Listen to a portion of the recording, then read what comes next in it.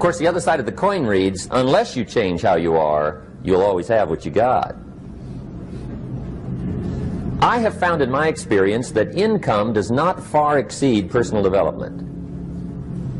Now, sometimes income takes a lucky jump, but sure enough, unless you grow out where it is, it'll usually come back where you are. Life has strange ways. If somebody hands you $1 million, best you become a millionaire quickly, so you get to keep the money. Otherwise, sure enough, it'll disappear. Somebody once said, if you took all the money in the world, divided it up equally among everybody, it would soon all be back in the same pockets. Incredible. Success is something you attract, not something you pursue. Success is looking for a good place to stay. So instead of going after it, you work on yourself. Personal development. See, the major question to ask on the job is not what are you getting. The major question to ask on the job is what are you becoming? See, the big question is not what am I getting paid here. The big question is what am I becoming here? Because true happiness is not contained in what you get. Happiness is contained in what you become. So that's our major subject for tonight, personal development. Of all the assignments Mr. Schoaf gave me at age 25, this was probably the most difficult. In fact, I'm still working on this one. I think it's an unending challenge to see what you can become. The next subject is called basic laws. And it's good to study the basics. And I call these basics primarily because they come from the Bible. Now, I'm not a theologian or a minister, and that'll be apparent. But Mr. Schoaf taught me that the Bible was a good textbook for ideas and stories and success equations, how to live the better life. I found out that was true. He also taught me that the Bible is as practical as it is spiritual, and I found out that's true. If you look at your bank account and your income and you're not happy, there are several places in the Bible to check to see what the heck's wrong so you can make the changes. And we're going to cover some of those tonight, called basics. Okay. The next subject is my favorite, setting goals.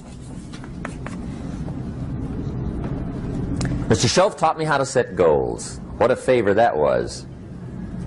One morning at breakfast, shortly after I met him, he said, Jim, let me see your current list of goals, and let's go over them and talk about them. He said, maybe that's the best way I can help you get a better direction started.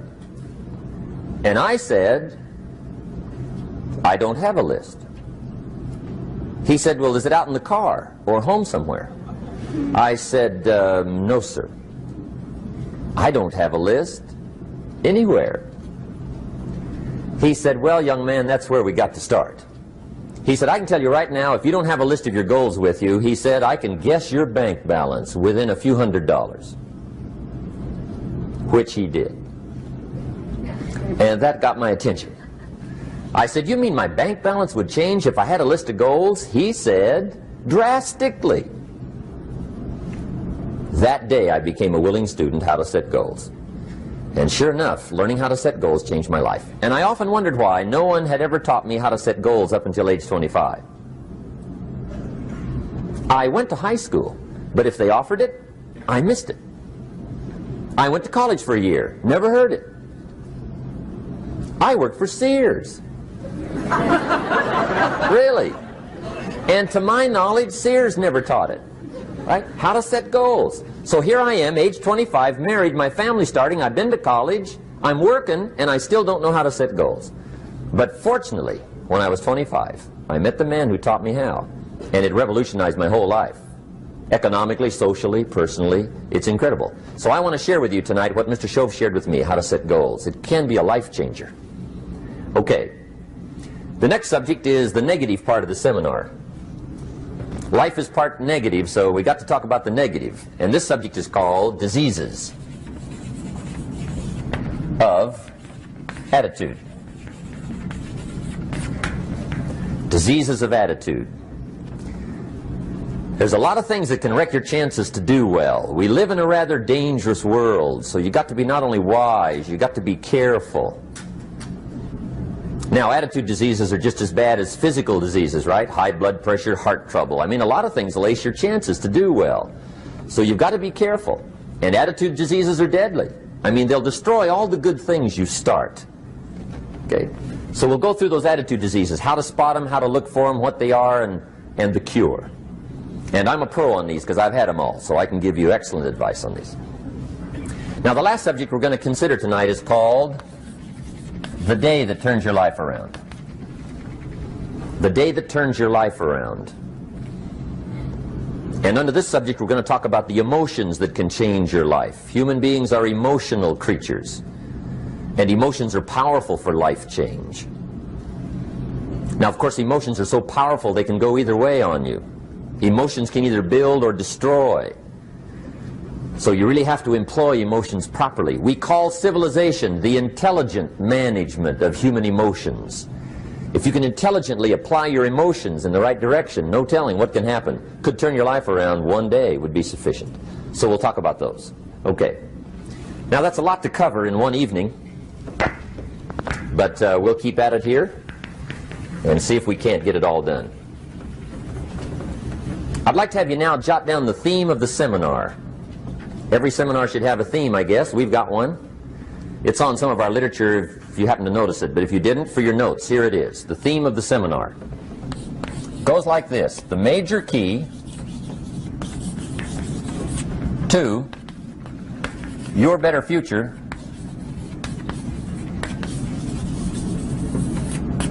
is you.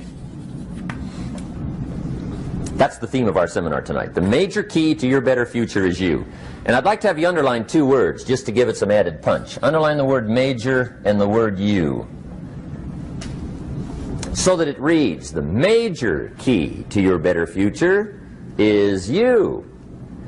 Now, my first suggestion is transfer this to a card or something where you can put it up, where you can see it every day. Preferably put it up where you can see it at the beginning of the day, before you go off to put the day together. This is a good phrase just to glance at, to keep in mind as you're putting the day together. It's called the silent seminar. If you'll just let this talk to you during the day, I found it to be tremendously helpful. The major key to your better future is you. For a big share of my life now, I didn't have this one quite figured out, among a lot of things I didn't have quite figured out. Many things used to puzzle me back in those early days. I used to wonder why two people could work for the same company, one make twice as much money. Now, see, that used to puzzle me. And maybe they were the same age, graduated from the same school, live in the same community, work for the same company, with the same products and the same services. They've got the same traffic, the same problems, and one makes $1,000 a month, the other one makes $2,000 a month. Now, that was my puzzling question. Why would this long list be the same and the money twice as much? I asked, what's the difference between $1,000 a month and $2,000 a month? And I don't mean $1,000 a month, right? I could figure that out. But what makes the difference? Why would one person do twice as well, 3 times as well? Speaking economically. Now, I know there's more than one way to do well. I understand that. But in this little narrow area called compensation, what's the difference? Well, back then, with my faulty thinking, I'm trying to reason it out. I thought, well, maybe time makes some of the difference, right? Some people do better because they have more time. I used to say, Harold ought to be able to do well. He's got a lot of time. If I had all of Harold's time, I could do well. Now, that's got to be dumb, right? Number one, you can't get somebody else's time. A guy says to me one time, he says, you know, if I had some extra time, I could make some extra money. I said, then forget it. There isn't any extra time. Hey, when the clock strikes 12 midnight, that about wraps it up, right? I mean, you can look around the gongs there for a little more, but it's over. You say to the guy, what are you doing? He says, I'm looking for extra time. See, they'll come and take you away, right? There isn't any more time. Now, if you can't get more time, which you can't, what could you get more of that would make a difference in economic results? And here's the key word. Make it a part of your notes. We're going to consider it tonight. The word is value. And I have a little phrase for your notes. Value makes the difference in results. Value makes the difference. You can't get more time, but you can create more value. Now here's the first lesson of economics. Everybody should learn it from the time they're old enough to understand what a dollar means, how to earn one, how to get one, how to keep one, what to do with it. First lesson of economics. We primarily get paid for value. That's lesson one. Bringing value to the marketplace, that's how you get paid. You don't get paid for the time. I know it takes time to bring value to the marketplace, but you get paid for the value, not the time. Now, since that's true, here's one of the key questions of the evening. Is it possible to become twice as valuable at the marketplace and make twice as much money in the same time? Could you become 3 times as valuable? Make 3 times as much money in the same time? Is that possible? The answer is yes, if. And it's always if, right? Life is known as the big if. Harry Truman once said, life is iffy. How true. And here's the big if, we're going to consider it tonight. It's possible to do much better at the marketplace if you go to work primarily on yourself. And that's the theme of our seminar tonight. Learning to work primarily on yourself. People have asked me for the last 24 years, how do you develop an above-average income? And the answer is, become an above-average person. Develop an above-average handshake. Some people want to be successful, they don't even work on their handshake. As easy as that would be to start on. They let it slide, they don't understand. Develop an above-average smile. Develop an above-average excitement. Develop an above-average interest in other people. Develop an above-average intensity to win. See, that'll change everything. Probably one of the most frustrating experiences in life is looking for an above-average job with above-average pay without becoming an above-average person. It's called frustration.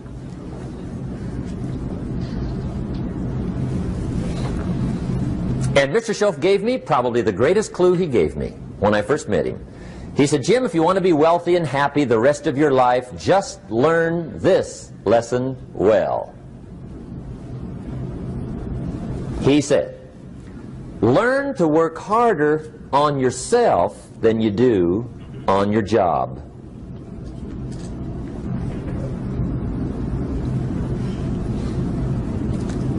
Then Mr. Schoaf gave me probably one of the most important clues among so many things he taught me, but this was in those early days. Mr. Schoaf was very kind, but he was also very abrupt. And he had these interesting questions to ask. I'm giving him a little rundown one day on how things hadn't worked out for me. He said, Mr. Owen, I've got the answer for you if you will listen carefully. And listen carefully I did that day and for the next 5 years. If somebody's wealthy and happy, you gotta listen. He said, Jim, I've only known you a short time. But he said, it's already my honest opinion that for things to change for you, you've got to change. That wasn't quite the answer I was looking for. But that's the answer he gave me, and I pass it along to you on this warm summer evening in Anaheim, California, 1981. For things to change for you, you've got to change. Otherwise, it isn't going to change. Before I met Mr. Schoaf, I used to say, I sure hope things will change. Right? That seemed to be my only hope.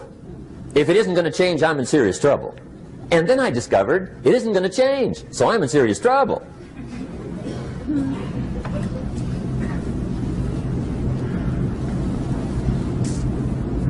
See, I can tell you what the 80s are going to be like. You have dropped into the right place. I did a seminar one time for Standard Oil executives and management in Honolulu. And we're having a conference one day on this big conference table. And one of them said to me, Mr. Rohn, you know some fairly important people halfway around the world. What do you think the 80s are going to be like? I said, gentlemen, I do know the right people.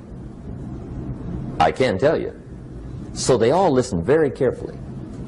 And I said, gentlemen, based on my wide experience, I can really honestly say to you, in my opinion, in the 80s, it's going to be about like it's always been.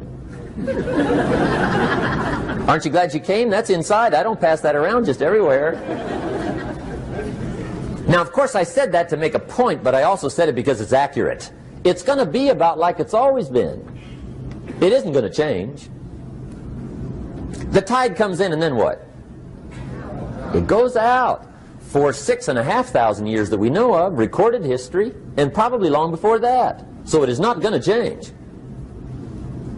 It gets light, and then what? It turns dark. 6,500 years. See, it's not likely to change. And we're not to be startled by that. If the sun goes down, the guy says, what's happened, what's happened? It means he hasn't been here long, I guess, right? It always goes down about this time. The guy says, well, I don't like that arrangement. Well, you got to talk to somebody besides me, right? It gets light, then it turns dark. In rotation, the next season after fall is what? Winter. Pray tell, how often does winter follow fall? Every year regularly for the last 6,500 that we know of. See, it is not going to change. Now, some winters are long, and some are short, and some are hard, and some are easy, but they always come right after falls. It isn't going to change. Sometimes you can figure it out, sometimes there's no way to figure it out. Sometimes it goes well, sometimes it gets in a knot. Sometimes it sails along, sometimes it gets in reverse. See, that's not going to change. The last 6,000 years reads like this: opportunity mixed with difficulty. That's how it reads. It isn't going to change. The man says, well, if it isn't going to change, how will my life ever change? Answer, when you change. And whether I'm talking to high school kids or business executives, my message is always the same. And it goes like this: the only way it gets better for you is when you get better.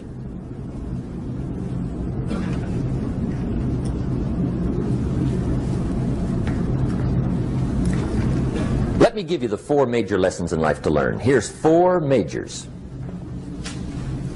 It's good to study the majors. In our weekend seminar we teach. Some people don't do well because they major in minor things. You've got to be on the lookout. At the end of every week, end of every month, you've got to check, make sure you're not spending major time on minor things. Okay, we go through that whole series. Majors and minors. Now, let me give you 2 phrases before we get to the 4 majors. This will set it up and you'll see where I'm going. 2 key phrases for your notes. Here's the first one. Life and business is like the changing seasons. That's the first phrase. Life and business is like the changing seasons. One of the best ways to describe life, it's like the seasons.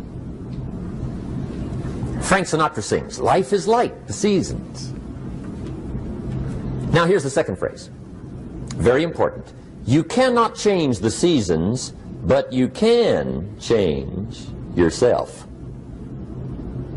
You can't change the seasons, but you can change yourself. And see, that's how life gets better for you, not by chance, but by change. Now, here's the 4 major lessons in life to learn. I've got my first book finished. Came out a couple of weeks ago. This is in it. The 4 major lessons in life to learn. Here they are. Number 1, learn how to handle the winters. That's lesson 1. They come right after falls with regularity. Some are long and some are short and some are hard and some are easy, but they keep coming. You must learn to handle the nights. They come right after days. You must learn to handle difficulty. It comes right after opportunity. You must learn to handle recessions. They always follow progressions. For the last 6,000. See, it isn't going to change. The lesson you must learn is how to handle it. And there's all kinds of winters, right? The winter when you can't figure it out. The winter when it all goes smash. The winter when it turns belly up. The winter when it won't work, when you've run out of money and you've got a broken heart. See, those are winter times. There's all kinds. Economic winters, social winters, personal winters. When your heart is smashed in 1,000 pieces and the nights are unusually long, your prayers seem to go no higher than your head. It's winter time. Barbara Streisand sings, "It used to be so natural to talk about forever, but used to be's don't count anymore. They just lay on the floor till we sweep them away. You don't sing me love songs, and you don't say you need me, and you don't bring me flowers anymore." A song of winter. But see, the disappointments come. Those are normal. That's part of life. But the question is, how do you handle it? How do you handle the coming winters and the disappointments and the down times? Well, you can't get rid of January by tearing it off the calendar. But here's what you can do. You can get stronger, you can get wiser, and you can get better. The winters won't change, but you can. And that's how life changes for you. See, before I understood, when it was winter, I used to wish it was summer. I didn't understand. When it was hard, I used to wish it was easy. I didn't know. And then Mr. Schoaf gave me a part of his very unique philosophy when he said, "Don't wish it was easier, wish you were better." See, that triggered my whole life change. Don't wish for less problems, wish for more skills. Don't wish for less challenge, wish for more wisdom. That's the key. So that's lesson 1, learn how to handle the winters. Here's lesson 2, learn how to take advantage of the spring. That's the second one. Spring is called opportunity. And spring follows winter. What a great place for it. If you were going to put it somewhere, that'd be the place to put it, right after winter. And pray tell, how often does spring follow winter? Every year with regularity, 6,000. You can almost count on it. See, opportunity always comes. Days follow nights. Isn't that terrific? Opportunity follows difficulty. But here's what you must learn to do. Underline these 2 words in that key phrase. Take advantage. Underline those 2. You must learn to take advantage of the spring. See, just because spring rolls around is no sign you're going to look good come fall. You got to do something with it. In fact, you have to get good at one of 2 things in life. Planting in the spring or begging in the fall. Or get somebody to do it for you. See, those are about the only alternatives. Now here's what else you must do. Take advantage of the springs quickly, because there's only a few. Just a handful of springs have been handed to each of us. They don't come forever. Life is fairly brief. So you got to read every book you can get your hands on what to do with your springs while they're here. And take advantage, they soon run out. The Beatles wrote, "Life is so short." And for John Lennon, it was extra short. But life is brief. Elton John sings, "She lived her life like a candle in the wind." It's brief. So whatever you're going to do with your life, you got to get at it. Don't just let the springs pass. Here's the third major lesson in life to learn. Learn how to protect your crops all summer. You got to take care of what you start. Sure enough, as soon as you've planted your garden in the spring, the busy bugs and the noxious weeds are out to take it. And here's the next bit of truth. They will take it unless you prevent it. And that's the third major skill to learn. You've got to learn to prevent the intruder from taking all the good you start. It's one of the challenges. Here's 2 key phrases under number 3. First one, all good will be attacked. on this planet. Maybe not the next one we get to, but on this one, all good will be attacked. Every garden will be invaded. Not to think so is naive. And here's the second phrase. All values must be defended. Political values, social values, community values, family values, marriage values, friendship values, business values. Every garden must be tended all summer. Third major lesson. Now here's number 4. Fourth major lesson in life to learn. Learn how to reap in the fall without complaint. Learn to reap come harvest time without complaint. Take full responsibility for what happens to you. It's one of the highest forms of human maturity, accepting full responsibility.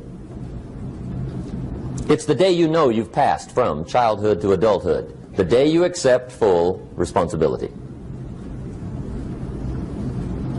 And another note, learn to reap in the fall without apology.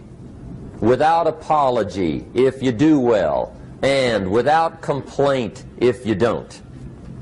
That's maturity. I used to have that long list of reasons why I wasn't doing well. To explain. You got to explain, right? Otherwise you're going to look bad. I used to have this funny list called Reasons for Not Looking Good.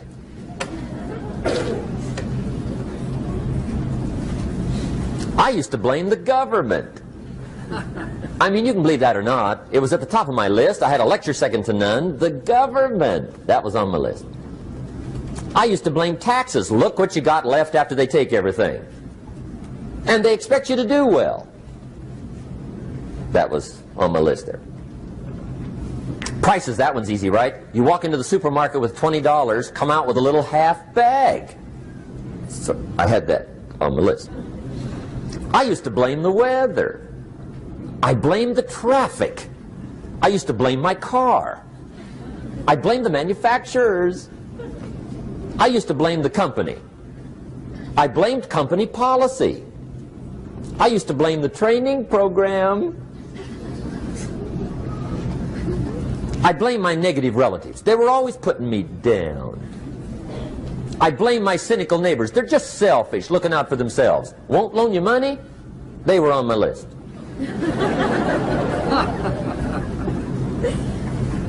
I used to blame the economy. I blamed the community. That's a pretty good list for not doing well, isn't it? I thought it was good. I'll never forget one day, Mr. Schoaf was very kind, but he was also very blunt, and this was no exception. And I'm glad he was blunt. There's a lot of things I'd have missed if he hadn't have been blunt. One day, with sort of a curious look on his face, he said, "Jim, just out of curiosity, tell me, how come you haven't done well up until now?" Excellent question. I thought, well, so I won't look too bad, I'll go through my list. And this list I just gave you, I put that on him. And he was very patient. He let me go through the whole thing, the government, the weather. I went through this whole thing. When I finished, he looked my list over very carefully. He said, "Mr. Rohn, big problem with your list. You ain't on it." How brilliant.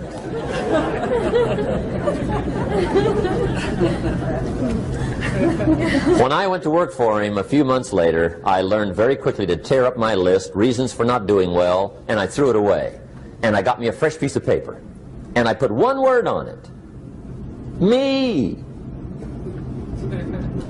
There's a Black Heritage spiritual that says, "It's not my mother nor my father, nor my brother nor my sister, but it's me, O Lord, standing in the need of prayer." See, I used to blame everything outside.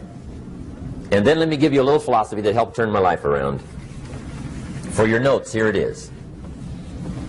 It's not what happens that determines the quality or the quantity of your life. It's not what happens. And the reason is because what happens happens to about everybody. No different. The sun went down on all of us last night. A common event, a happening. And I found out that the same things can happen to two different people. One gets rich and one stays poor. Why is that? It's because it's not what happens, but rather it's what you do that changes everything. So that's a key phrase. It's not what happens, it's what you do. What happens is about the same. You might put that in parentheses here. Same. What people do, that's what's different. Anything can happen, right? Everything can happen. I've heard all the stories. I've been one of the stories. Hey, we could all tell stories all night long, right? Happenings. Anything can happen. Have you heard of Murphy's Laws? Anybody here heard of Murphy's Laws? Okay, most of you have. Murph had these laws. One of them was, if anything can go wrong, it will. That's one of Murphy's laws. He was not one of the great positive speakers of the day. But anyway, it's still true though, right? Anything can go wrong, everything can go wrong. For sure. I've fallen out of the sky so many times. Once to the tune of a couple of million. Devastating. Took me a while to survive that one. Now, it wasn't all that much, but it was all I had. Right? I mean, that's when it's much, right? When it's all you got. If you got 3, 2 go, you got 1 left, you ain't looking that bad. But when it all goes, has anybody been there when it all went? Anybody? Come on, the rest of you liars. Go ahead. Hey, we've all been there, right? When it all went.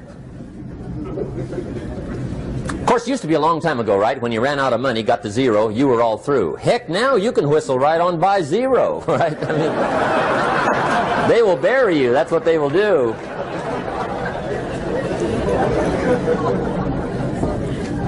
But see, those are the happenings, right? Everything can happen. Anything can happen. But it's not the happenings. It's what you do about it. Somebody says, yeah, but you don't understand the disappointments I've had.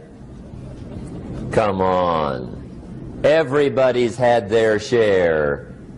Disappointments are not special gifts reserved for the poor. Everybody has them. The difference is what you do about them. It's not the weather. I used to blame the weather, and I discovered it rains on the rich. So see, that won't help.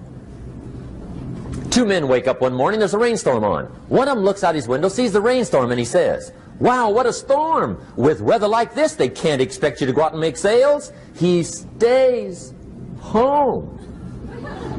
Same morning, the other guy looks out his window, sees the same storm, says, wow, what a storm. But he says, you know what, with weather like this, what a great day to go out and make sales. Most everybody will probably be home, especially the salesman.